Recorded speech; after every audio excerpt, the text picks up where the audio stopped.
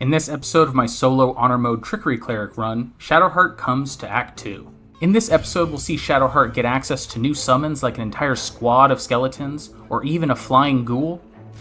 We'll see her give all of her summons strange items they're not supposed to have, like Hammer Haft to a spiritual weapon. And we'll see her use the level 8 cleric ability Divine Strike to more than double the consistency of her poisons, like Crawler Mucus and Drow Poison, using an interaction that you may not be familiar with that I'll explain a little bit later in the video. Right when we enter the Shadowcurse lands, the narrator tells us that these lands have been blessed by Lady Shar. Now, if this is what your god's blessings look like, that should be a red flag. But like anybody who keeps telling themselves, I can fix her, she ignores the obvious warning signs that her god is an abusive monster and marches forward. Oh, Shar's protecting you from the curse, that's nice. Remind me, Shadowheart, who placed the curse in the first place that you need protecting from? Wandering through the shadows, we come upon a band of harpers. And during the confrontation, Faerunian pop star Nick Jonas gets pulled into the shadows, which triggers a combat with the shadows themselves. In the last video, some people said this build isn't a real cleric. So to prove the haters wrong, I cast Spirit Guardians here, the most clerical spell of them all. And then I make the shadows explode just by walking into them. Or by them walking into me. Harper Megan takes a big crit here, and the other Harpers try to contribute more than just soaking up attacks. Spirit Guardians continues to go burr. Fire Arrow cleans up Nick Jonas, and then I know the last shadow is somewhere over here. Aha! Appreciative of the help, the Harpers try to direct me to a safe haven in the shadows, but Shadowheart's fanatical blind faith is, well, fanatical. Your funeral. First goal in Act 2 is to farm some easy XP with Spirit Guardians. I want to get level 4 spell slots for Upcast Animate Dead. I have the alert feat here, so I don't have to worry about getting surprised. And then these crows are easily destroyed by a single touch of Spirit Guardians. Outside of Moonrise Towers, there's more shadows for me to blow up for easy XP. Little hitbox cheesing to find the last one, which also blows up on its turn. Down in the Masons Guild, I get the sneaking suspicion that there might be shadows here too. And so I decide to use a spell that I just got access to, Guardian of Faith. I do miss my throw here, but what I was trying to do is haste the Guardian of Faith, because if you haste it or otherwise give it movement speed, it does gain the ability to move. It is very convenient to have good sources of radiant damage at this stage in the game. If you don't have Spirit Guardians, Guardian of Faith, something like that, these shadows can be quite annoying to deal with. But radiant damage makes short work of them. Guardian of Faith gets to retaliate whenever I'm attacked, and then also gets another attack on its own turn. Got Booming Blade from a racial cantrip, which is obviously just a good go-to attack, especially before I have Divine Strike. The Guardian of Faith finally runs out of juice, but that's alright, I got a lot of value out of him. And then it's just a matter of running around until I tag the last shadows. Now the reason I came here was to get this helmet right here, the Helmet of Arcane Acuity. Just a generically great helmet for anybody who's both making weapon attacks and casting spells, especially good for me since I only have 12 wisdom right now. But the really cool thing about it for this character is that Divine Strike, my level 8 ability, triggers the helmet twice. I'll show that off later in the video. Who's that Pokemon? It's Skeletal Ice Mage. Now that I've reached level 7, Shadowheart has the ability to summon 3 skeletons instead of 1. So what I'm going to do here with these skeletons is outfit them with a sort of Ice Mage setup. I'm going to give them the ability to cast Ray of Frost, and then I'll give them some other items that synergize with that spell. The key items for this gear setup are Morning Frost, the staff that lets them cast Ray of Frost, the Warped Headband of Intellect because their casting stat is Intelligence, the Snowburst Ring so that they create a patch of ice whenever they shoot an ice bolt, and then finally the Disintegrating Nightwalkers so they don't slip on their own ice.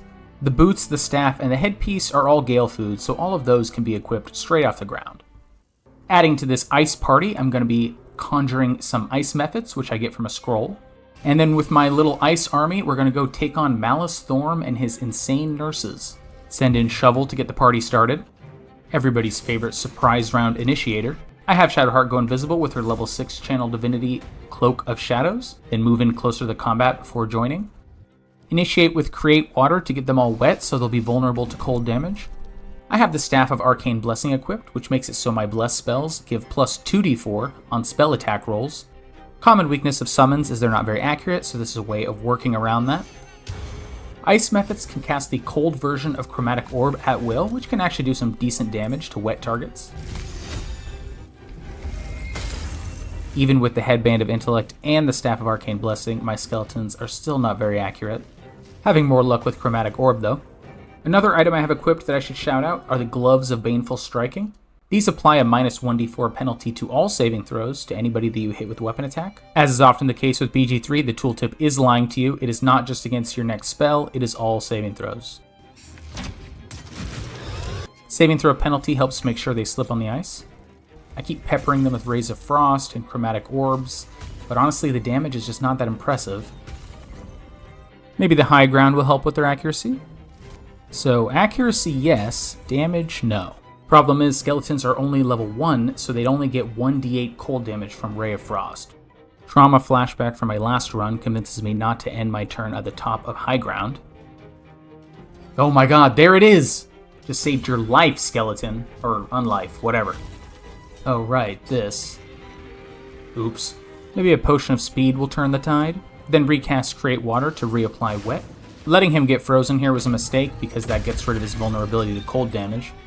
I somehow didn't realize that I had a whole extra skeleton that never joined the fight, downside of having this many summons. Alright, damage isn't impressive enough. We need Spirit Guardians. Okay, that's better. Malus with a 300 IQ play here. Alright, now we're talking. But still, most of the damage is pretty low.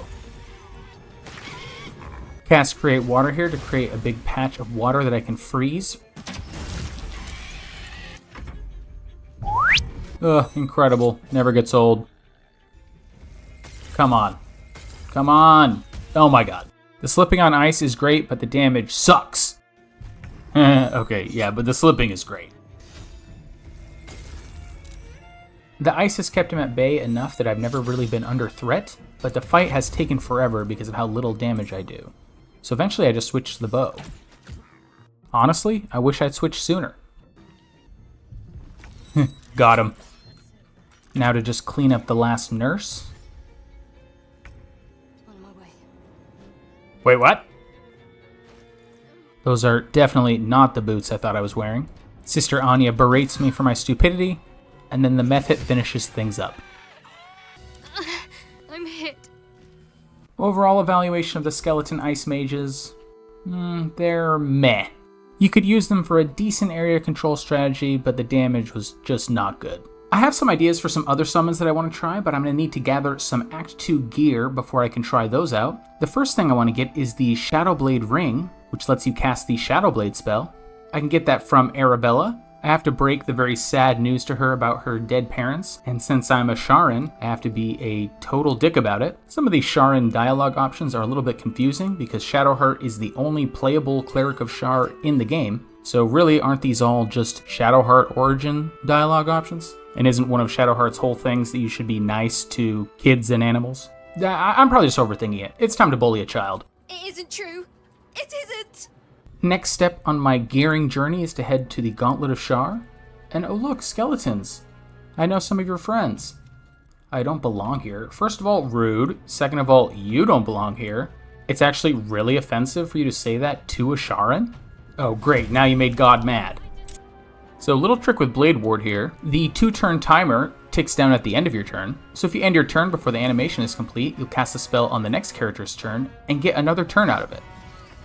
As you can see here, I actually received the Blade Ward condition on another character's turn. This lets us get another turn out of the resistance, which makes the spell a lot better than it seems. Look at that, just 1 damage. Just keep casting Booming Blade.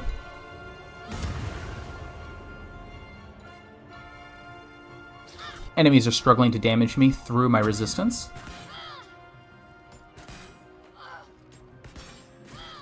I can easily keep up with the damage just by drinking healing potions. Then I refresh Blade Ward. Still taking lots of hits, but the damage is just not very threatening. Realize I don't have an elixir up, so I drink a Bloodlust elixir. Here's a cool tech with a Bloodlust elixir. If you shoot a consumable with an arrow of many targets, destroying the consumable will count as killing an enemy for the purposes of the Bloodlust elixir, as long as the arrow also hits a real enemy.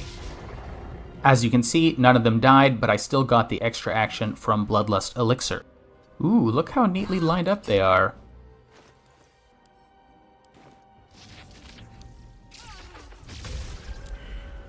Look, you guys don't know it yet, but Shadowheart's going to be your boss soon, so you better start respecting her.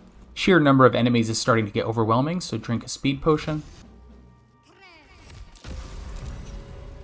Then it's just a matter of booming until the job is done.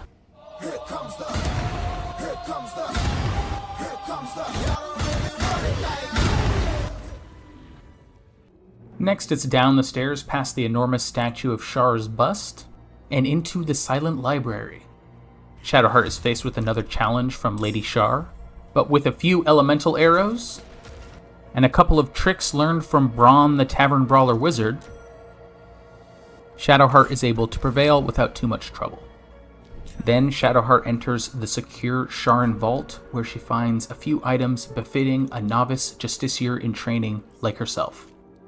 The Dark Justiciar armor is pretty good for us for a couple reasons. Like the Graceful Cloth, we get advantage on stealth checks, but with a higher base AC, and the tooltip doesn't tell you this, but you also get the Sharan Retribution condition as long as you have Shield of Faith active. Sharan Retribution has a bug where the 1d4 necrotic retaliation actually hits you, but as long as you have resistance to necrotic damage, then combined with the 2 damage reduction, it'll always go down to 0. And the main thing I want out of it is the 2 damage reduction anyways.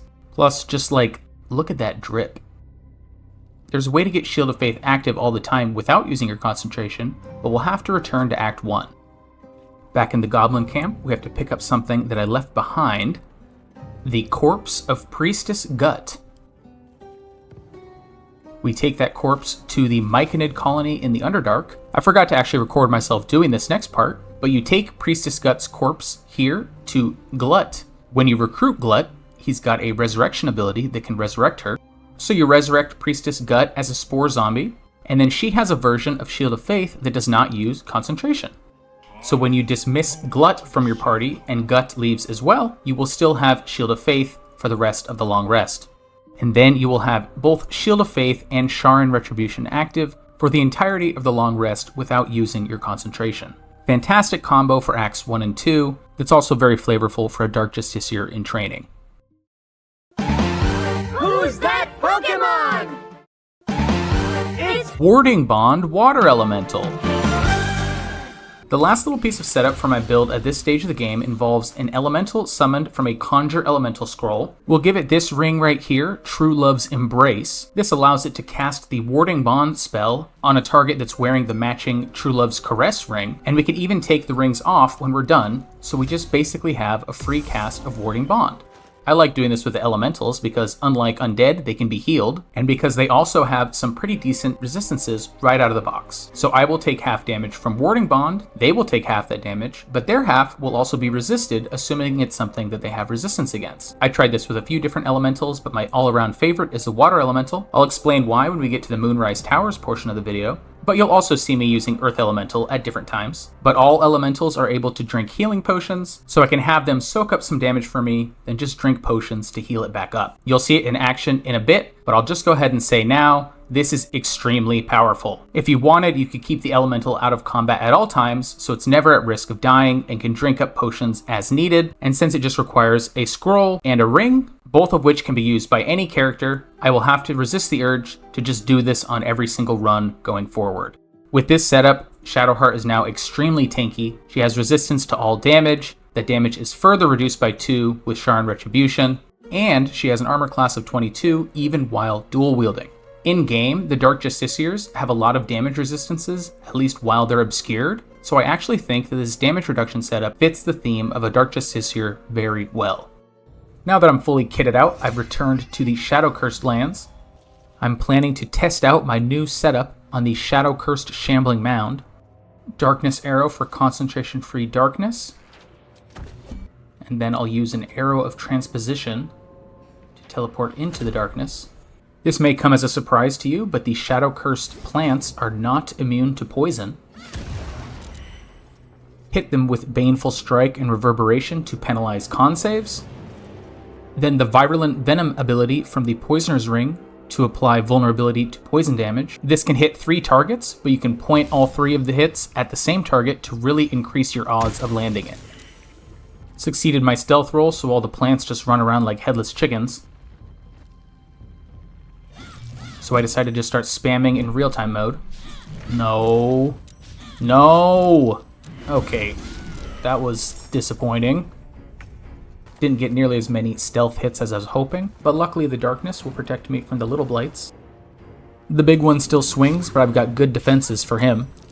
With vulnerability, that purple worm toxin does a lot of damage. Keep the darkness refreshed.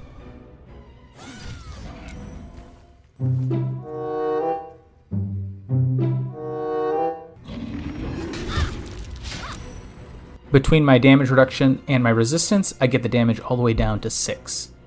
I wasn't trying to do this, but the darkness has caused all the enemies to group up, which gives me an idea. But first I put on the Ring of Free Action so I don't get entangled. Without the darkness, they're free to attack me, but my defenses hold strong. With them all grouped up, they make great targets for Spirit Guardians. Really? Already? Very funny to me that you can see the Earth Elemental taking damage in the background. Alright, they're still grouped up. Let's try something without concentration. Opportunity attacks aren't a big deal when you're this invincible. He rolled bad, but look at that. All the way down to 0. This should be interesting.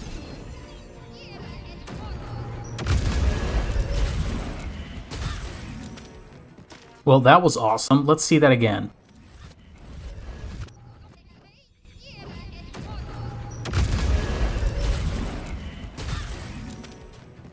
The large bush doesn't appear to have enjoyed that brush fire that I caused. I know climbing this might seem like a bad idea, but I thought I had used the Boots of Striding trick to give myself immunity to force movement. Earth Elemental is getting a little beat up. We can easily heal him out of combat. Okay, I guess I'm not immune to force movement. Ow. Heal up a little bit. Then Sanctuary should protect me, right? Now that they can't target me, I can just get out of his aura this way. But watch my Sanctuary here. He took burn damage on his turn, which ended the Sanctuary.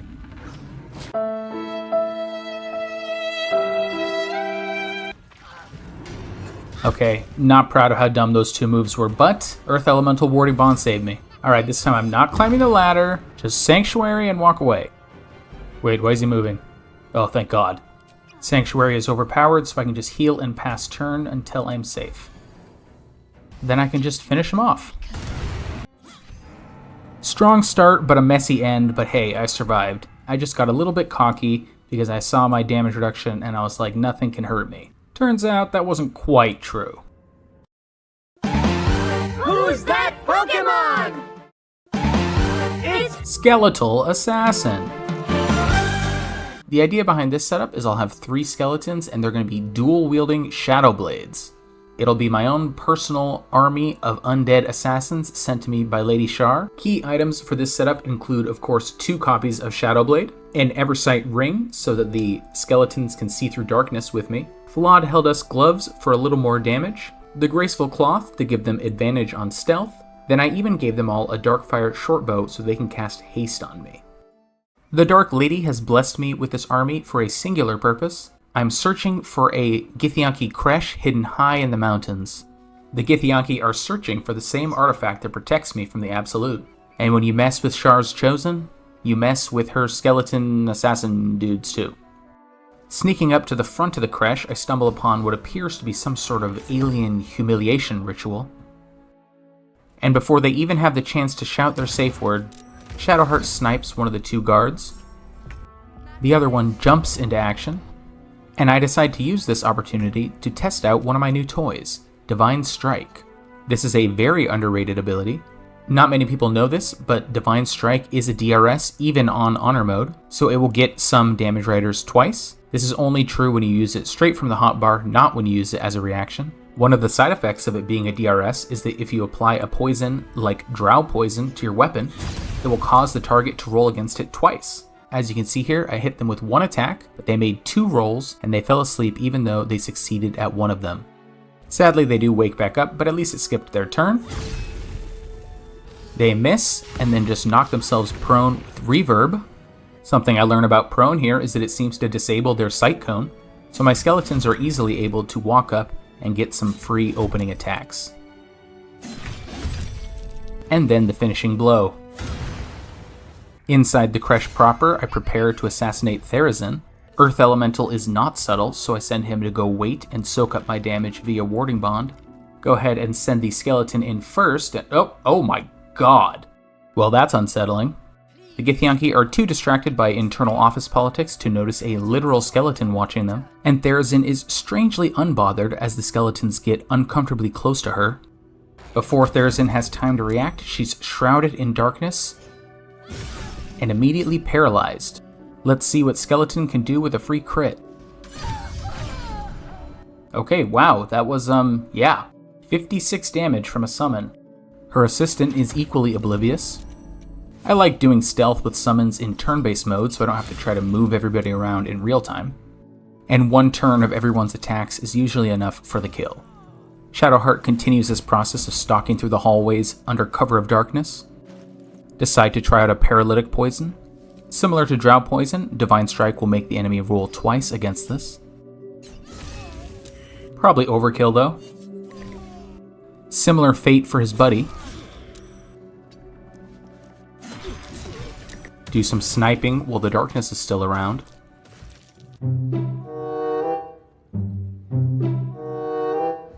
Continue my reign of terror through the Creche. And I think you get the idea, so let's do a montage.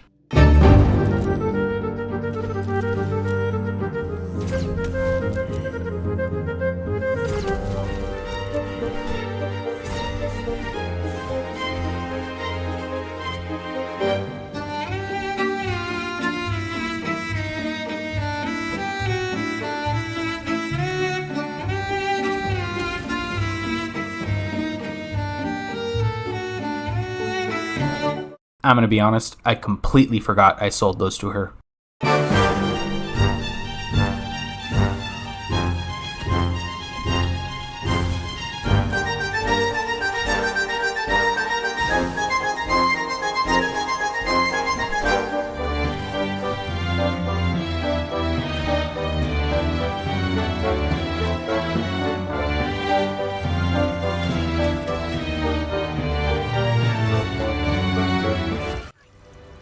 Good work, Skelebros. Always sharp.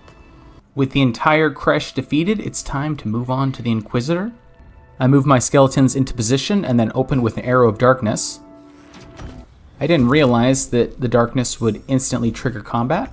With me, to the death. That's the idea. Skeleton casts haste on me with Darkfire Shortbow. Load Wargaz up with some saving throw debuffs. We'll try to hit him with Poison Vulnerability from the Poisoner's Ring. He actually manages to save against all 3 hits, but I can do it again with another skeleton. And that time we get him. I'm standing too close to the edge of the darkness here, so they can attack me without disadvantage, but it ends up being fine. Ranged enemies get totally shut down by darkness. Poison damage from my Divine Strike is doubled because he's vulnerable. Because he's blinded, he's not actually able to summon his little spectral swords. And at this point, I'm realizing that Shadowblade skeletons are so freaking strong that it was totally pointless to give him poison vulnerability, because we just tore him up so fast. Probably a mistake to use Charm here, because it just redirects his attacks to my skeletons, which are more fragile than me. With the Wargaz down, the rest of the Gith aren't a huge challenge.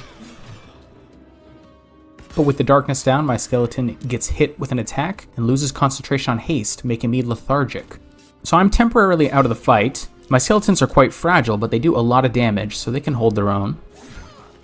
They have good jump distance because I gave them Hill Giant elixirs. And for some reason, I keep clicking the charm button as if that would be good. I'm sorry, skeleton, I don't know why I keep clicking it. And Shadowheart finishes out the fight. This causes the false Queen Vlaakith to show herself, but Shadowheart is faithful to Lady Shar.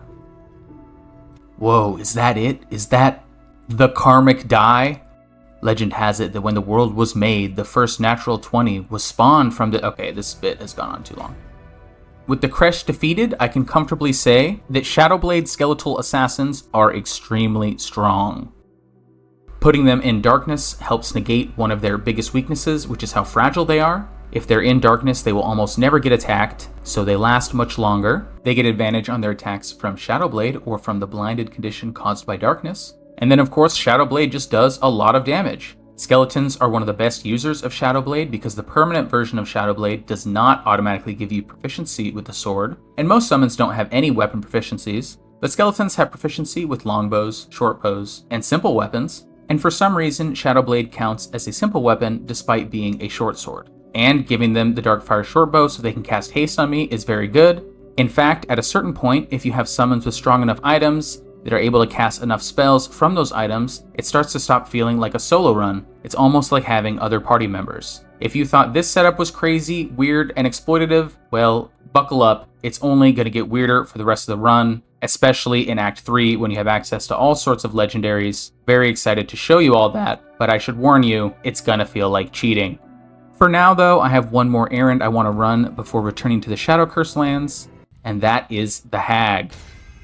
I'm going to be using haste from a skeleton again, but I'll be more cautious this time and won't put it in the line of fire where it can lose concentration. I'm going to be using silence here to try to lock Auntie Ethel from using any of her abilities, so she just has to spend her turn making a simple attack. I wonder where Ethel could be hiding. Wet condition breaks invisibility. Then I just want to get combat started. Hey, wait a minute, get in the silence. Now stay there. I have an idea of using a water elemental to continually prone her with its winter breath, which creates ice, but it gets pulled into combat because Mayrina is a narc. But Ethel's a jerk, so she ignites Mayrina even though she helped her. Yeah, that's right, run out of the silence. What are you gonna do? I'll just put you back in there next turn. Not too scary without your spells, are ya?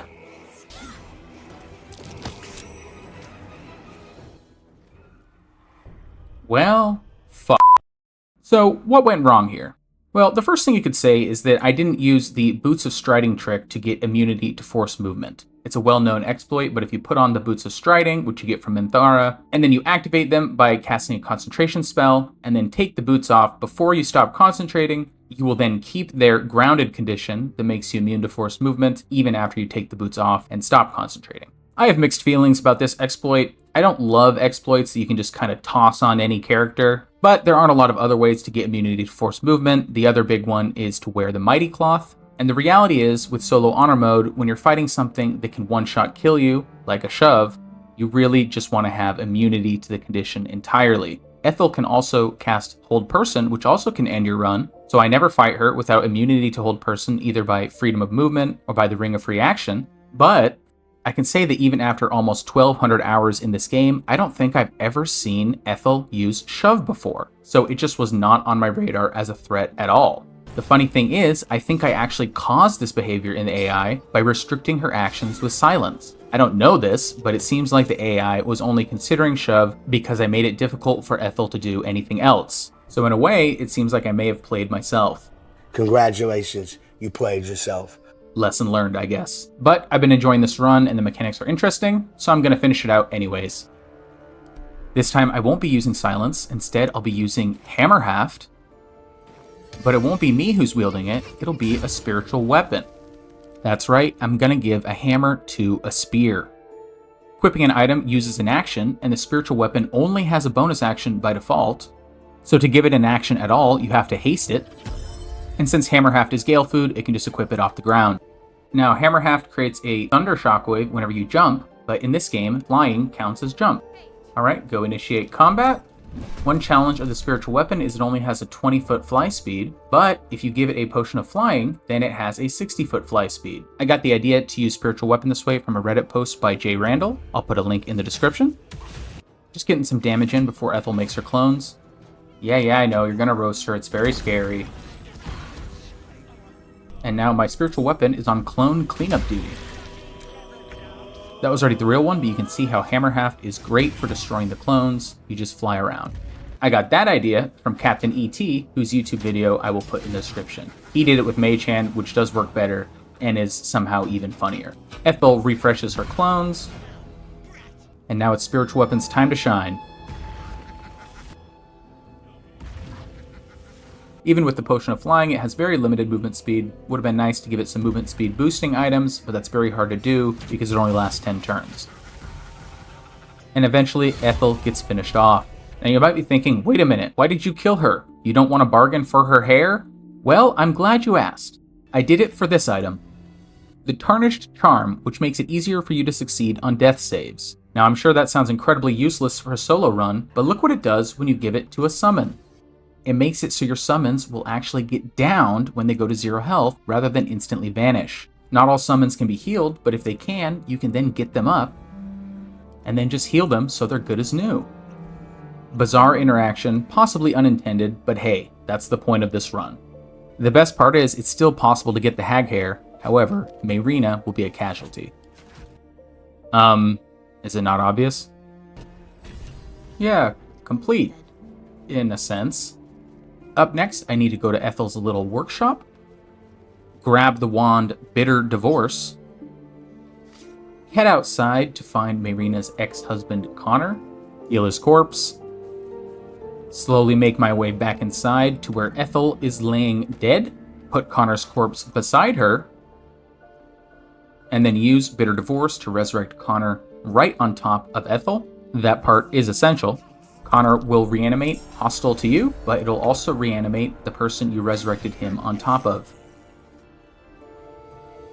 And rather than make you watch me fight Ethel for a third time, I'll give you the quick version. Clone summoned, Archer skeletons archered, and archered some more.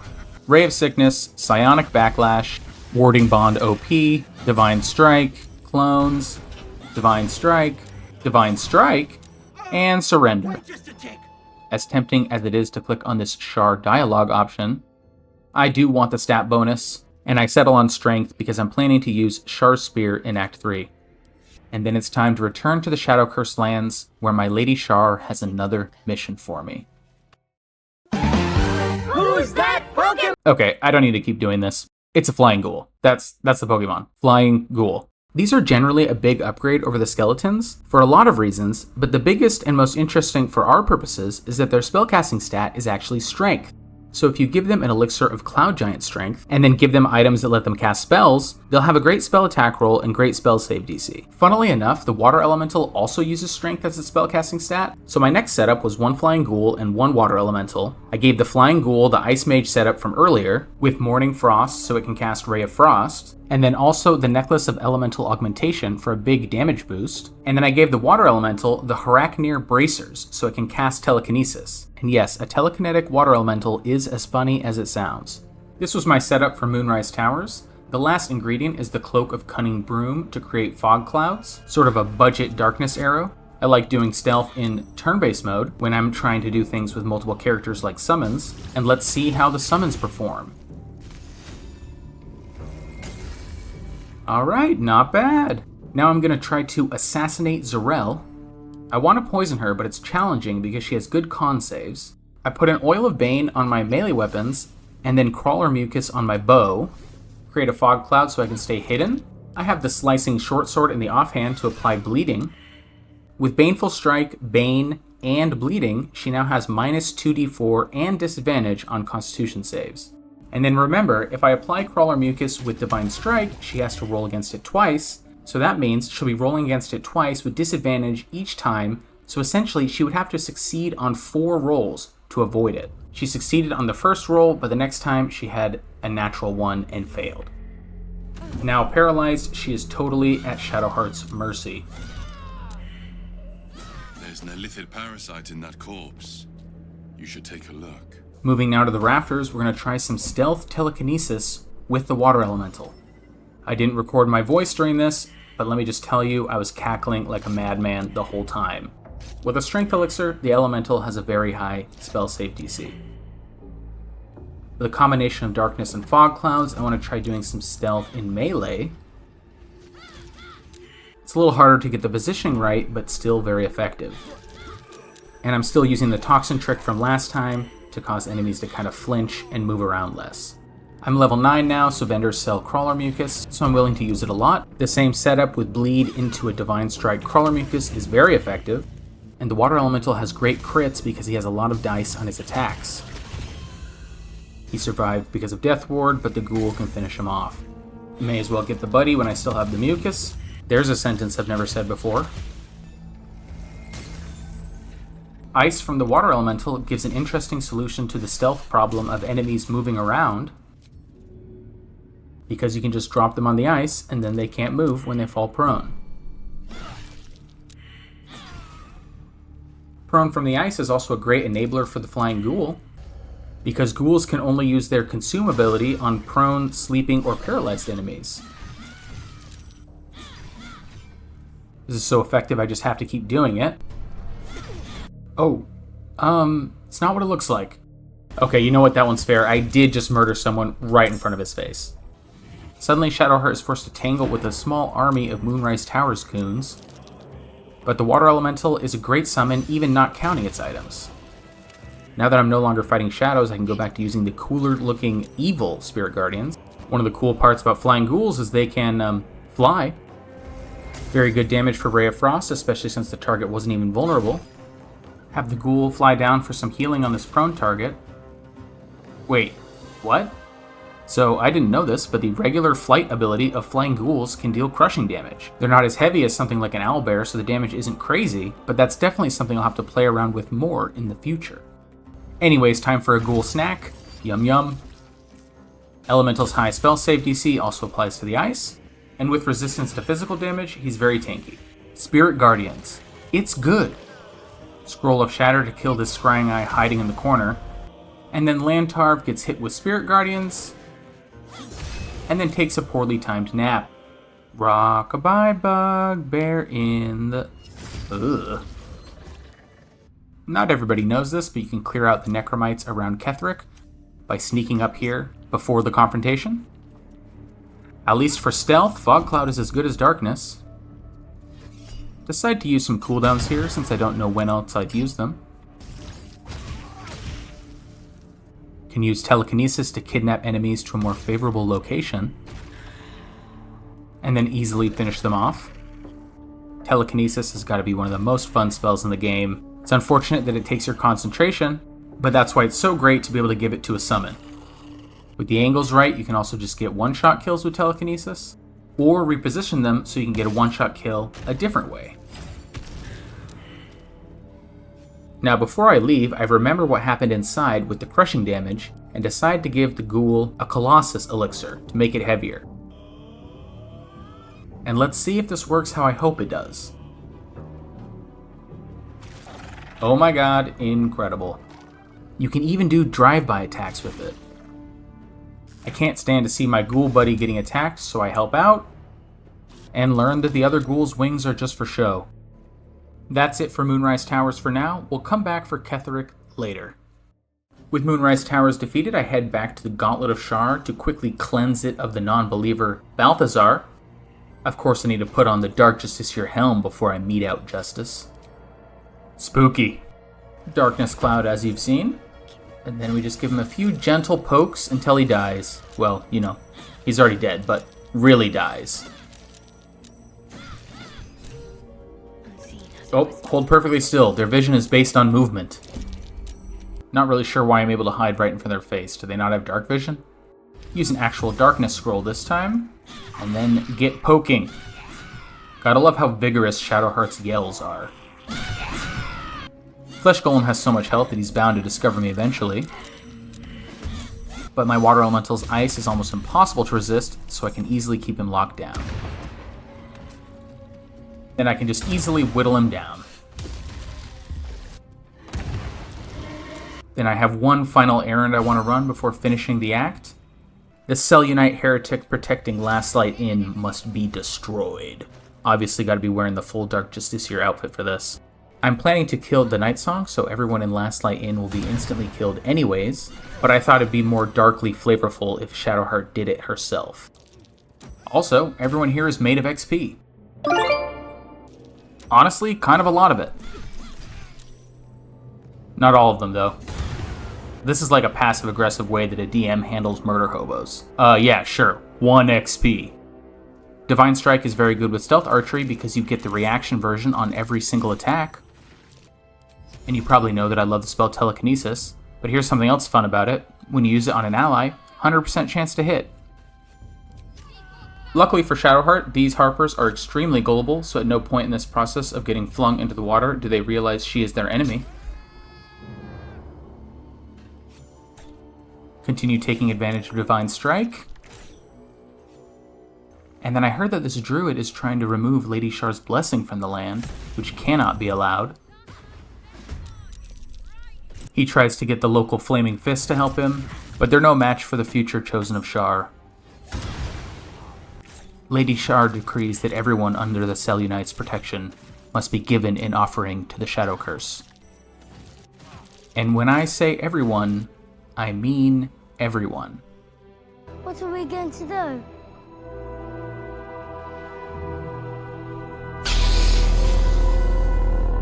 I almost never end up using this grenade for anything, but hey, feels poetically appropriate. It's never really occurred to me before this run, but I'm pretty sure you can do anything from stealth. Grenades, spells, attacks. As long as you can pass the roll, it works the same. Damn, poor guy. And now it's time for the High Harper herself. I'm going with my bleed into Divine Strike Crawler Mucus strategy. Admire my handiwork. Jaheira as fragile as ever. With the inn completely purged, it's time to confront the Selûnite herself. Dramatic entrance incoming. I decided to talk to her because I'm curious about what my unique Sharan dialogue options are. I didn't realize I had an audience. I mean, yeah, everyone in this place is completely oblivious. And a Sharan one, at that. I feel like you should be less annoyed and more terrified. At your service. Frankly, I'm surprised you're willing to help us. I mean, maybe look around before you say that. I'm not sure I would describe what I did as helping. Honestly, I was expecting there to be some option to just kind of like attack her on the spot. I'm not even allowed to use the regular attack button in the bottom left corner. Wait, do you hear that? And worse still, the game just straight up forces me into this combat. Somehow Isabel has not only not noticed that I murdered all of her friends, she now thinks I'm her ally. Can't let Birdman over here steal my kill, so I'll protect her for now. A little bit worried here because I don't have my warding bond set up. Wasn't actually expecting to have to do this fight. Glad to see Isabel still breaking Sanctuary. Stupid as always. Just goes to show how good Spirit Guardians is that I've ended up using it this much when I wasn't even really planning to play a regular Cleric. They're grouped up, so I want to hit them with a spell, so I decided to just eat some opportunity attacks here. Glyph of Warding rarely disappoints. Marcus comes around the other direction and does manage to get a couple hits in. Ghoul has a Death Wish, and then Marcus dies on his turn. Other ghouls I killed just by flying over with Spirit Guardians. A little disappointed I didn't get a cool Sharan attack line, but hey, I can just go kill her the old-fashioned way. Failed stealth, but hey, it's better if she sees who killed her. Wait, what? Where the hell did this guy come from? I don't know why you're carrying her, I definitely killed her. Okay, what? Well, this is how I learned that this is just totally scripted if you attack Isabel. Oh, come on, I have to fight these things too? I'm a little bit salty that this happened, so I just take the high ground and pepper them with arrows. Damn tree branches. So is her body gone too? Oh, okay, would you look at that. So you're telling me that the Dark Urge gets a whole separate character just for killing Alfira for no reason? But I don't get anything for killing the Selûnite as a Sharan. I'm eventually able to contain my disappointment and then go set up my summons for the final leg of Act 2. I'm going to be using a lot of what you've already seen me using. I've got 2 Mud Methods, Water Elemental, 3 Skeletons, buff them all with Aid, Warding Bond from the Water Elemental, and then rather than go over every single item that I gave to every single one of these summons, I'll just give you the broad overview. Cloud Giant Elixir and Melf's First Staff go to the Water Elemental for high spell save DC. The Methods each get a copy of Phalar Alluve, and then the Skeletons will be dual-wielding magic clubs. This is perhaps the most powerful item in the game, and I'm giving it to them to see if I can one-turn Myrkul. With my army of magical freaks fully outfitted, I proceed to the Shadowfell. In this dark and gloomy place, Shadowheart feels closer to her god than ever before. And if there was still any doubt in your mind that this summon strategy is incredibly tedious, here, watch me try to move these damn summons through an extraplanar platforming challenge. The Water Elemental doesn't even know how to teleport on his own. Eventually, I do come to the Night Song. Skip through some dialogue and try not to think about how many times I've probably seen it. Summon a cool spear. And then Shadowheart has a sudden change of heart and decides to... Nah, just kidding, she totally spears her. In return for her loyalty, Shar grants Shadowheart the title of Dark Justiciar at last. And more importantly, she gives her one of the most badass and powerful weapons in the game. Shar's Spear of Evening is basically 3 weapons in a trench coat, all 3 of which are really good. Your weapon attacks get a flat 1d6 damage bonus. You just get straight up blind immunity and at-will darkness. And then because why not, you also get Edge of Darkness, a great weapon action that's a cleave that creates a concentration-free darkness cloud when you use it. We also get the very rare version of the Dark Justiciar half-plate, which is just a straight-up upgrade from what I was wearing before. Finished with the Shadowfell, it's time to go kill the traitor Ketheric. Since I already cleared out Moonrise Towers, it's very quiet inside. Only buffs for this fight will be Haste from a Skeleton, and Mirror Image, which is one of my domain spells.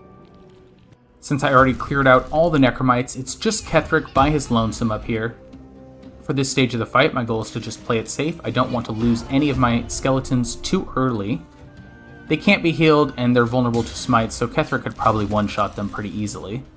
Whittle them down with Spirit Guardians. Brace for impact. Well, that was underwhelming. Then we whittle him down until the Water Elemental gets the final blow. Ketheric Thorm does something with a giant tentacle. My intrusive thoughts wonder what would happen if I googled Ketheric Thorm giant tentacle. And then I follow him into the colony. Once again, my goal is to just play it safe and keep my summons from getting destroyed, but that doesn't stop me from killing a few Intellect Devourers and sniping a few undead for the free XP. Do a brain puzzle, get an overpowered rock, realize that since I didn't bring Will, I can't actually get the Infernal Rapier, reach the cusp of the final battle and do my final preparations, and then descend down to the belly of the beast. Once more, I'm going to have all of my summons stay back. I'm not going to have them jump into the fight until we get to phase 2. Top priority for this fight should generally be to kill the Mind Flayer before it gets a chance to act, but I didn't actually know that teleporting here would trigger the cutscene, make some in-character threats, get annoyed all over again that the game didn't let me kill her, and then the battle begins. I use the Crawler Mucus Divine Strike tech on the Mind Flayer. Very effective. Didn't kill it, but it's paralyzed, so it won't get to act, and that's the important thing. Can easily finish it off on the next turn. I don't notice this until a little bit later, but I actually hit Ketheric with the Crawler Mucus here. No better way to clear out the little goons than Spirit Guardians. Forced to choose Radiant because it's better against undead. Ugh. Glyph of Warding continues to be the better version of Fireball. Necromites have terrible aim. Being able to deal damage just by moving makes it much easier to keep the swarms down. Have the Skeleton end haste here, so I'm lethargic before phase 2. And then I just use Spirit Guardians and Arrow of Many Targets to hit everybody at once. Eventually, Ketheric goes down. And we get to see the most metal cutscene in the entire game.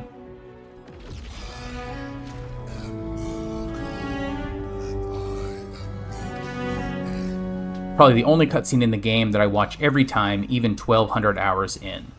Just so badass. Oh my god, I'm your biggest fan. Alright, like I said earlier, I'm going to try to one-turn Myrkul. First step is to use a Haste Spore Grenade, which is a great way to haste all my summons. Then I throw an Alchemist Fire to apply the burning condition to him. You'll see why in a moment. We'll give all the summons a Potion of Invisibility so they can get all the way in before initiating. First I send in a Mud Mephit to start Phalar Alluve Shriek. Game gets confused because they don't have an animation. Now his saves are penalized and he'll take thunder damage on every hit. Same thing with the other Mephit, except it'll use the Sing variant. Just doing this to increase accuracy of my summons. Next we send in the Water Elemental. Myrkul has decent constitution saves, but they're penalized both by Shriek and by the Gloves of Baneful Striking. This makes it more likely for the Water Elemental to hit Brittle off its Winter's Breath ability. This is why I got Myrkul burning first, by the way. The Frosty Breath makes Myrkul mad, but I don't particularly care because I successfully applied Brittle. This makes Myrkul vulnerable to bludgeoning and thunder damage for 3 turns. He does have resistance to non-magical bludgeoning. That means he will only get the vulnerability to magical bludgeoning. And the magic clubs, contrary to their name, are not magical, but I can make their damage magical with an oil of sharpness. So first skeleton gets oiled up, goes invisible, and then runs in. I have dual wielding on, so he'll get to initiate with both hands. And that did almost 100 damage. Myrkul takes double damage both from the bludgeoning from the magic club and from the thunder damage from Phalar Alluve. And the reason Magic Club is so broken is that the bonus damage also gets damage riders like Phalar Alluve and Callous Glow. I did also give all of the skeletons 2 copies of Callous Glow Ring. The reason he's only taking 2 radiant damage here is because he has Magical Plate that gives him flat DR of 2, but with 2 rings I can overcome it to deal 2. But I make a mistake with a second skeleton. Let's see if you can spot it. Did you catch that? Coatings apply to your active weapon, and I had my bow out when I used the oil, so unfortunately it didn't get applied to the magic clubs. This means Myrkul won't be vulnerable to this next hit. Only did 40 or 50 damage this time, and since I wasn't paying attention, I make the exact same mistake on the third one. So big damage, but I did not one-turn him. Up next, I decided to create Darkness with Edge of Darkness to blind him. Booming Blade hits harder because Thunder vulnerability. And let's see what Myrkul can do. Wow. Killed 2 skeletons and a Mephit in 1 cleave. He smited on the cleave, which is why it was so crazy. I only have 1 skeleton left, and he's just shy of half health. But one reason Glyph of Warding is so good is it has so many damage types. He's vulnerable to Thunder. So I just hit him twice.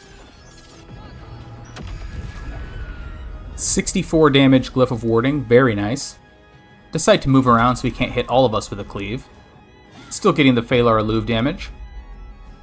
And the Mephit is the next casualty. But Myrkul's already pretty weak, and Spirit Guardians is enough to finish him off. Ketheric makes a mistake of looking at the Ark of the Covenant. Shadowheart loots his body. Look! It's the MacGuffin! With Myrkul defeated, that is the end of Act 2. On the way out, the narrator tries to gaslight me into thinking that it's bad that I left the Shadow Curse unsolved. But if you recall, that was quite intentional. Far from trying to lift Shar's blessing, Shadowheart intends to spread it, all through Baldur's Gate. We'll see her do that in the final episode of the series, where she'll be aided by telekinetic ghouls, shadows with machine gun archery, comically enlarged earth elementals, and other summoned monstrosities.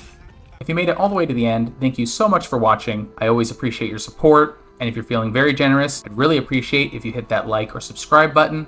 This has been Build-a-Barbarian Workshop, and talk to you next time.